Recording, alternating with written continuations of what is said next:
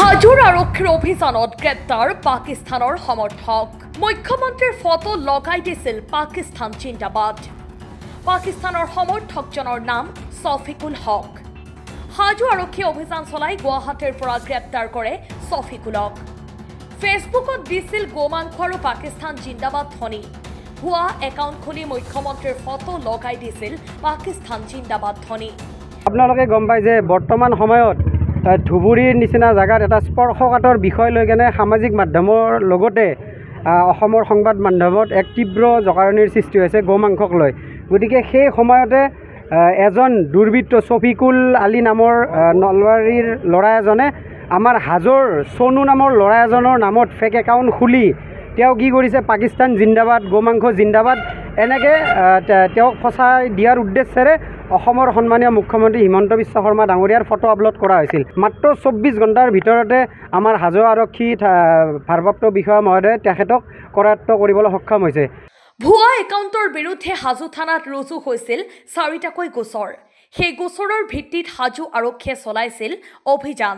ধৃত ছফিকুলৰ ঘৰ নলবাৰীৰ মুকালমুৱাত। হাজোৰ এজন যুৱকৰ নামত খুলিছিল ভুৱা একাউণ্ট। হাজো আৰক্ষীয়ে ইতিমধ্যে আৰম্ভ কৰিছে তদন্ত।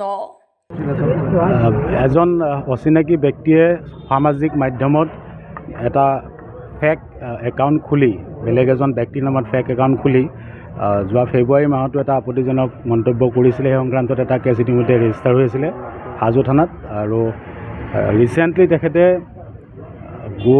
গোমাংস জিন্দাবাদ, পাকিস্তান জিন্দাবাদ এনেকৈ ধৰণৰ আপত্তিজনক মন্তব্য কৰিছে। আৰু এই সংক্ৰান্তত আমি এটা গোচৰ ৰুজু কৰিছোঁ। আৰু যোৱাকালি পৰহি আবেলি পোষ্টটো কৰিছিলে। যোৱাকালি আবেলিৰ ভিতৰত আমি তেখেতক কৰায়ত্ব কৰিবলৈ সক্ষম হৈছোঁ। আৰু এতিয়া তেখেতৰ নাম হৈ গৈছে ছফিকুল হক। তেখেতৰ ঘৰ মুকলমুৱা থানাৰ অন্তৰ্গত। ইতিমধ্যে আমি আইনী ব্যৱস্থা চলি আছে, আমি কৰি আছোঁ। আমি পিছৰ পৰ্যায়ত আমি গম পাম। তেখেতক গুৱাহাটীৰ নুনমাটিৰ পৰা আমি গ্ৰেপ্তাৰ কৰিছোঁ। তেখেতে এটা কনষ্ট্ৰাকশ্যন ছাইটত কেয়াৰটেকাৰ হিচাপে কাম কৰি আছে। আপোনালোকে গম পায় যে বৰ্তমান সময়ত ধুবুৰীৰ নিচিনা জায়গাত এটা স্পৰ্শকাতৰ বিষয় লৈ কেনে সামাজিক মাধ্যমৰ লগতে অসমৰ সংবাদ মাধ্যমত এক তীব্ৰ জকাৰণিৰ সৃষ্টি হৈছে গোমাংসক লৈ। গতিকে সেই সময়তে এজন দুৰ্বৃত্ত ছফিকুল আলী নামৰ নলবাৰীৰ ল'ৰা এজনে আমাৰ হাজোৰ সোনু নামৰ ল'ৰা এজনৰ নামত ফেক একাউণ্ট খুলি তেওঁ কি কৰিছে, পাকিস্তান জিন্দাবাদ, গোমাংস জিন্দাবাদ এনেকৈ তেওঁক ফচাই দিয়াৰ উদ্দেশ্যেৰে অসমৰ সন্মানীয় মুখ্যমন্ত্ৰী হিমন্ত বিশ্ব শৰ্মা ডাঙৰীয়াৰ ফটো আপলোড কৰা হৈছিল। মাত্ৰ 24 ঘণ্টাৰ ভিতৰতে আমাৰ হাজো আৰক্ষী ভাৰপ্ৰাপ্ত বিষয়া মহোদয়ে তেখেতক কৰায়ত্ব কৰিবলৈ সক্ষম হৈছে।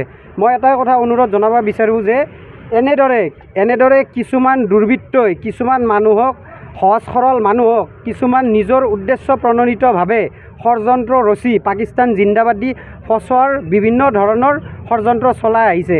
আৰু এই যিটো একাউণ্ট, ল'ৰাজনৰ নাম ছফিকুল আলী, তেওঁৰ ঘৰ নলবাৰীত বুলি গম পাইছোঁ।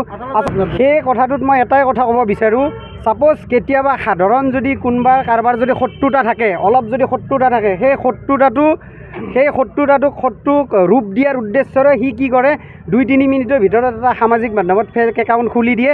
তেওঁ ভাবে যে তেওঁক মই এনেদৰে ফচাব লাগিব। তো সেইকাৰণে মই অসম আৰক্ষীক বিনম্ৰভাৱে অনুৰোধ জনাইছোঁ যে যেতিয়া পাকিস্তান মুৰ্দাবাদ দিয়ে বা যেতিয়া হিন্দুস্তান মুৰ্দাবাদ দি যেতিয়া পাকিস্তান জিন্দাবাদ দিয়ে, তেতিয়া সেই একাউণ্টটোৰ তদন্ত কৰিব লাগে। কাৰণ তদন্তত এনেদৰে মানে ওলাই পৰিব, জলঙাৰ মেকুৰী ওলাই পৰিব। কাৰণ এই যিজন ল'ৰা ছফিকুল নামৰ ল'ৰাজনে আজি 7-8 মাহ ধৰি এই একাউণ্টটোৰ দ্বাৰা বিভিন্ন ধৰণৰ ৰাজনৈতিক ব্যক্তিৰ পত্নীৰো কিছুমান অশ্লীল মন্তব্য কৰি আহিছিল। লগতে আমাৰ হাজোৰ কিছুমান স্থানীয় যুৱক যুৱতীৰো কিছুমান অশ্লীল মন্তব্য কৰি আহিছিল, কিন্তু জালত পৰা নাছিল। এতিয়া জালত পৰিল। গতিকে মই অসম আৰক্ষীক বিনম্ৰভাৱে আকৌ এবাৰ অনুৰোধ জনাইছোঁ যে সামাজিক মাধ্যমত যেতিয়া পাকিস্তান জিন্দাবাদ দি ভাৰত মুৰ্দাবাদ যেতিয়া ধ্বনি দিয়ে, তেতিয়া এই আজি যেনেদৰে আমাৰ হাজো আৰক্ষী বিষয়া মহোদয়ে যেনেকৈ উচিত তদন্ত কৰি কাল্পিতক আজি ধৰিলে, আজি যদি কাল্পিতজনক আজি নধৰিলে হয়, তেতিয়াহ'লে এই সোনু নামৰ ল'ৰাজন, তেওঁ একো লিখিবই নাজানে, এই ল'ৰাজন আজি জেলত থাকিব লাগিলে হয়। News desk report, Assam time.